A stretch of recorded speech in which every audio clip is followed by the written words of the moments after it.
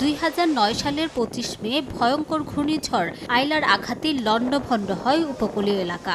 8 থেকে 10 ফুট উচ্চতার জলোচ্ছ্বাস আঘাত হানে সুন্দরবন উপকূলীয় সাতক্ষীরার শ্যামনগর ও আশাশুনি উপজেলায়। আইলার 16 বছর পরও সুপেয় পানির জন্য মাইলের পর মাইল ছুটতে হচ্ছে এসব এলাকার মানুষকে। টিউবওয়েলের পানিও লবণাক্ত।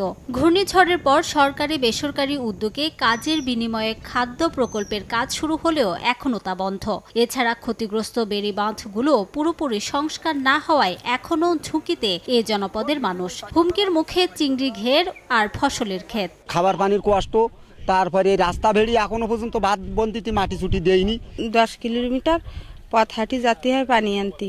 খাওয়ার পানির প্রয়োজন, চিকিৎসার প্রয়োজন, সাইক্লোন সেন্টারও প্রয়োজন। পানি এনে আমাদের ছেলেপিলির খাওয়ালি, ওরগা আমাশা হয়, জ্বর হয়, ডায়রিয়া হয়। ঝুঁকিপূর্ণ বেড়িবাঁধ মেরামতের আশ্বাস পানি উন্নয়ন বোর্ড ও জেলা প্রশাসনের। আমরা আশা করছি যে জনগণকে সাথে নিয়ে স্থানীয় জনপ্রতিনিধি সবাই সহায়তায় আমরা এই যে দুর্যোগ সম্ভাব্য যে দুর্যোগ সেটা অতিক্রম করতে পারবো। যেহেতু 60-70 দশকের বাঁধগুলো আসলে অনেকাংশেই কিছু দুর্বল আছে, তো সেগুলো আসলে পিরিয়ডিক মেনটেন্যান্সের মাধ্যমেই আমরা যে তার সক্ষম অবস্থায় উন্নীত করা যায় সেই প্রচেষ্টা আমরা চালিয়ে যাচ্ছি। উদ্যোগ বা প্রচেষ্টা সেটা থাকবে, আমরা তৈরি আছি, আমাদের পক্ষ থেকে যতটুকু সামর্থ্য আছে তাদের পাশে আমরা সবসময় আছি, থাকবো এবং সেই লক্ষ্যে আমরা কাজ করছি।